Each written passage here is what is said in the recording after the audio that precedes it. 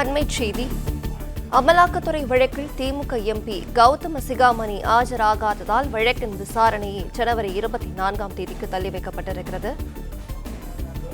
வழக்கின் விசாரணையானது ஜனவரி 24ஆம் தேதிக்கு தள்ளி வைக்கப்பட்டிருக்கிறது. விவரங்களை தருவதற்காக நம்முடைய செய்தியாளர் ஆனந்த் இணைப்பில் உள்ளார். அவருடன் பேசலாம். ஆனந்த், வணக்கம். முழு விவரங்கள் என்ன பதிவு பண்ணலாம்?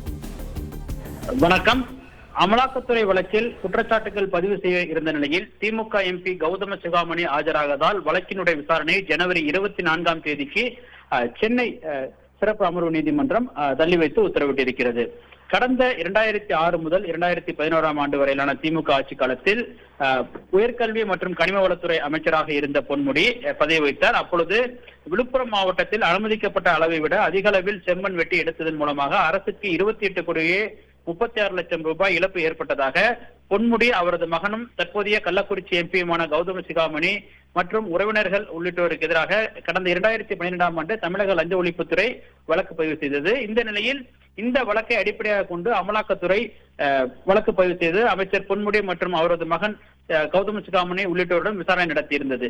இந்த நிலையில் இந்த வழக்கில் சுமார் 90 பக்கங்கள் கொண்ட ஒரு குற்றப்பத்திரிகையை சென்னை மாவட்ட முதன்மை அமர்வு நீதிமன்றத்தில் அமலாக்கத்துறை அண்மையில் தாக்கல் செய்திருந்தது. இந்த நிலையில் இந்த வழக்கில் வழக்கினுடைய குற்றப்பத்திரிகை நகல்கள் வழங்கப்பட்ட நிலையில் குற்றச்சாட்டு பதிவிற்காக வழக்கினுடைய விசாரணையை இன்று சிறப்பு நீதிமன்றம் சென்னை உள்ள கூடுதல் அமர்வு நீதிமன்றம் சிபிஐ வழக்குகளை விசாரிப்பதற்கான சிறப்பு நீதிமன்றத்தில் இந்த வழக்கு இன்று விசாரணைக்கு வந்தது. அப்பொழுது கௌதம சிகாமணி உள்ளிட்டோர் இந்த வழக்கில் ஆஜராக வேண்டும் என ஏற்கனவே உத்தரவிடப்பட்டிருந்தது. ஆனால் இந்த வழக்கில் இன்று நீதிபதி மலர் வாலண்டினா முன்பாக விசாரணைக்கு வந்த பொழுது கௌதம சிகாமணி இந்த வழக்கில் இன்று நேரில் ஆஜராகவில்லை. மற்ற குற்றம் சாட்டப்பட்டவர்கள் நேரில் ஆஜராகியிருந்தனர். குற்றம் சாட்டப்பட்டவர்கள் ஒருவரான ராஜ மகேந்திரன் தரப்பில் ஆஜரான வழக்கறிஞர் தமக்கு எதிராக குற்றப்பத்திரிகை ஆவணங்களில் ஒரு சில பக்கங்கள் உள்ள விவரங்கள் தெளிவில்லாமல் இருப்பதாகவும் அது குறித்து அமலாக்கத்துறை தெளிவுபடுத்த வேண்டும் எனவும் வாதிட்டார்.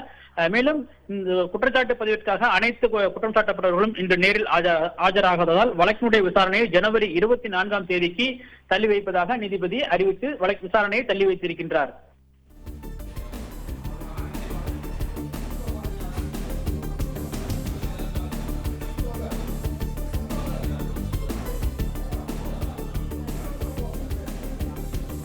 விவரங்களுக்கு நன்றி ஆனந்த்.